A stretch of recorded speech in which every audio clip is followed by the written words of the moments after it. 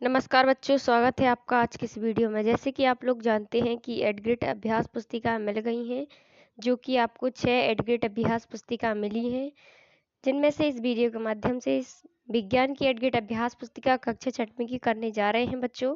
तो वीडियो को बिना स्किप किए, बिना कट किए लास्ट तक ज़रूर देखें और ज़्यादा से ज़्यादा वीडियो को दोस्तों के साथ शेयर ज़रूर करें।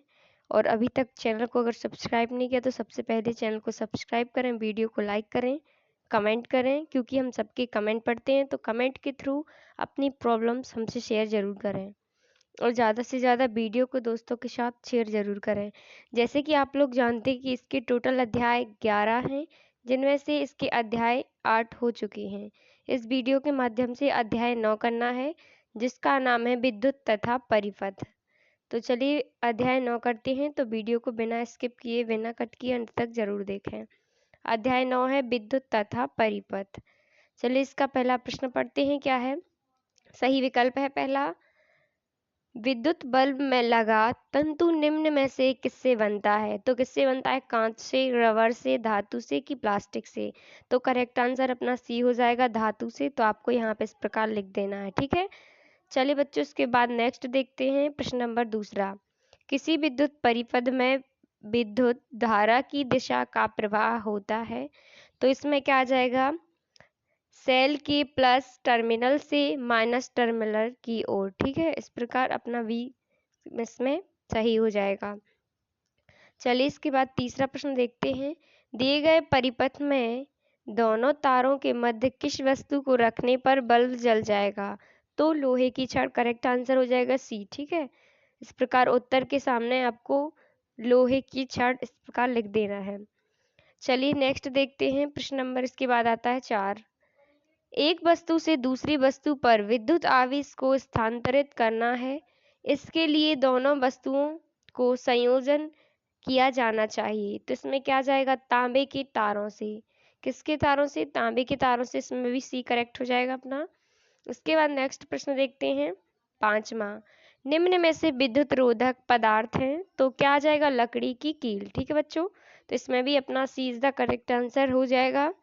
उसके बाद आता है क्वेश्चन नंबर 6। सामान्यतः विद्युत सेल में कितने टर्मिनल होते हैं? तो कितने होते हैं? 2। तो इसमें बी करेक्ट हो जाएगा। तो इस प्रकार उत्तर के सामने आप 2 लिख सकते हैं, ठीक है। उसके बाद चलिए 7वां प्रश्न देखते हैं। विद्युत परिपथ बनाने के लिए आप किसका चयन करेंगे?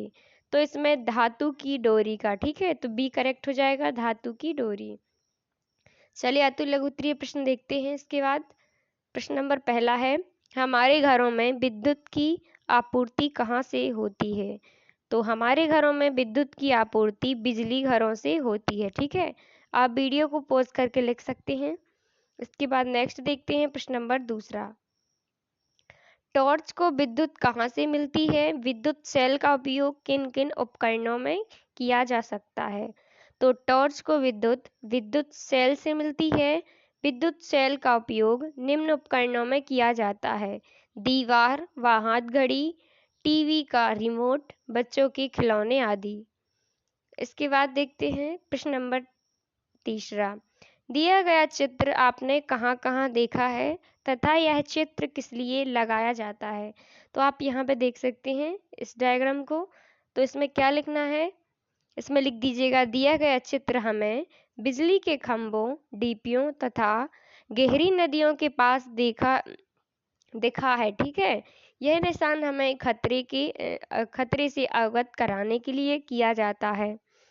इसके बाद प्रश्न नंबर 4 है, विद्युत सेल विद्युत उत्पन्न करना कब बंद कर देते हैं?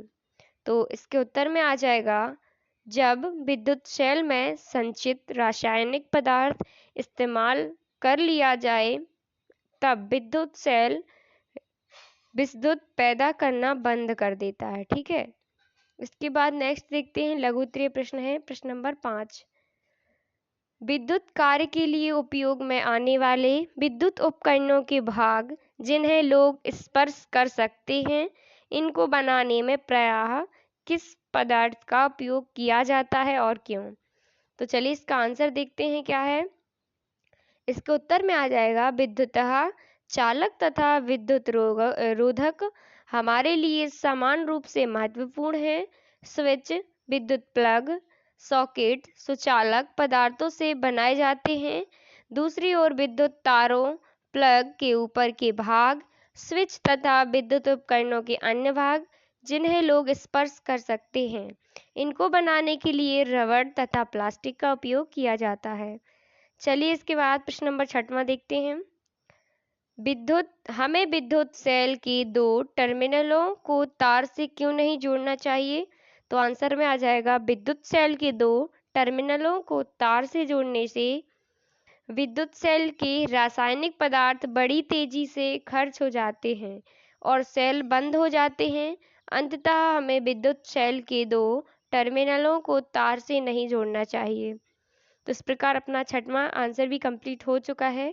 चलिए नेक्स्ट देखते हैं प्रश्न नंबर 7। कभी कभी विद्युत बल्ब विद्युत सेल से जुड़े होने पर भी दीप्त नहीं होता, ऐसा क्यों होता है? कारण सहित समझाइए। तो ऐसा निम्नलिखित कारणों से हो सकता है। विद्युत बल्ब के फ्यूज होने के कारण, और दूसरा पॉइंट हो जाएगा विद्युत सेल के टर्मिनलों के बीच विद्युत धारा के परिपथ के टूट जाने के कारण। तो इस प्रकार आप प्रश्न नंबर 7 में 2 पॉइंट्स लिख सकते हैं। पहला आप देख सकते हैं ए लिख देना है, इसके बाद दूसरा ए पॉइंट लिख देना है। चलिए दीर्घोत्तरीय प्रश्न की ओर चलते हैं। इसके बाद 8वां प्रश्न है दीर्घोत्तरीय प्रश्न। विद्युत परिपथ को चित्र सहित समझाइए। तो आप देख सकते हैं विद्युत परिपथ का इस प्रकार आपको डायग्राम बना देना है, इस प्रकार इसका चित्र बना देना है। ठीक है, यहाँ पे कुछ पॉइंट लिखना है, जैसे कि आप लिख सकते हैं विद्युत सेल के 2 टर्मिनलों को बल्ब के 2 टर्मिनलों से चालक की मदद से जोड़ना विद्युत परिपथ कहलाता है। तो जिससे कि हम उपयुक्त चित्रों को देख सकते हैं। तो आप देख सकते हैं इस डायग्राम को। ठीक है, चलिए इसके बाद प्रश्न नंबर 9। विद्युत स्विच की क्रियाविधि को चित्र सहित समझाइए। तो विद्युत स्विच की क्रिया को आप इस डायग्राम में देख सकते हैं। तो इस डायग्राम को आपको बना देना है। फिर नेक्स्ट यहाँ पे क्या लिखना है, विद्युत स्विच की निम्न 2 स्थितियां होती हैं। पहली, ऑन स्विच, जब विद्युत परिपथ में विद्युत धारा बहती है तो उसे ऑन स्विच कहते हैं। ठीक है, दूसरा पॉइंट है बंद स्विच, तो जब विद्युत परिपथ से विद्युत धारा नहीं बहती तो उसे बंद स्विच कहते हैं। ठीक है, चलिए प्रश्न नंबर 10 देखते हैं। टॉर्च की आंतरिक आरेख का स्वच्छ नामांकन चित्र बनाइए। तो आप देख सकते हैं यहाँ पे जो टॉर्च है तो उसका नामांकन यहाँ पे चित्र बना देना है आपको। तो इस प्रकार आप इसका डायग्राम बना सकते हैं। ठीक है, और इस प्रकार इनके नाम भी लिख देना है आप लोगों को, जैसे कि दिया गया है। इसका आरेख बनाना है और इसमें नामांकन भी करना है।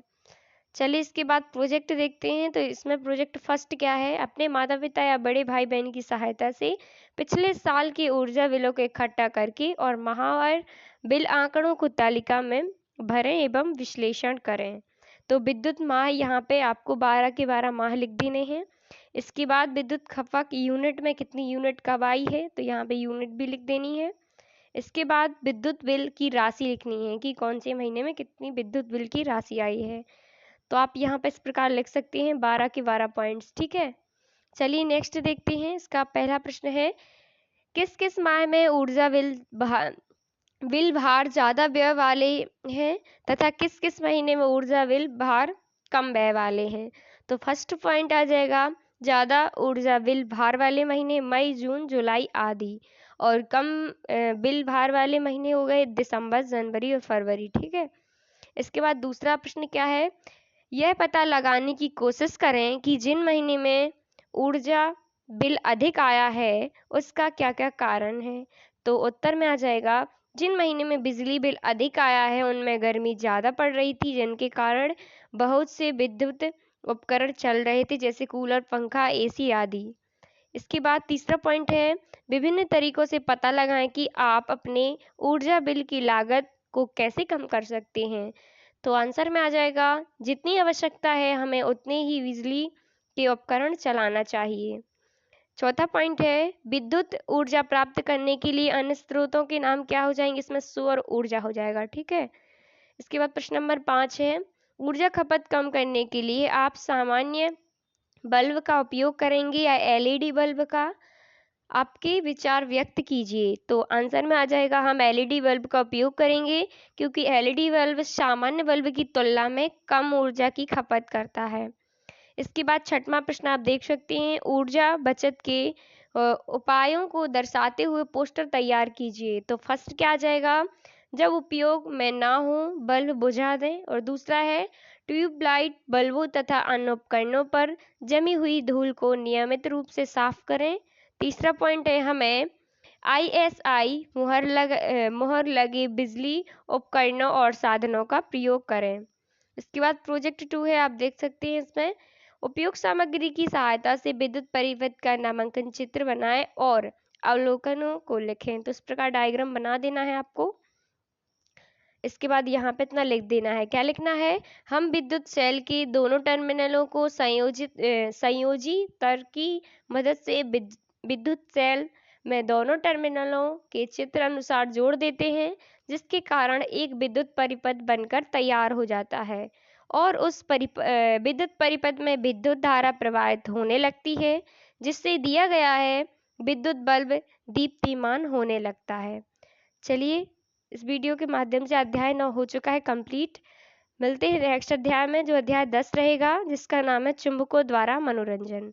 तो तब तक के लिए वीडियो को लाइक ज़रूर करें और चैनल को सब्सक्राइब करें और ज़्यादा से ज़्यादा वीडियो को अपने दोस्तों के साथ शेयर करें। तब तक के लिए थैंक यू, धन्यवाद बच्चों।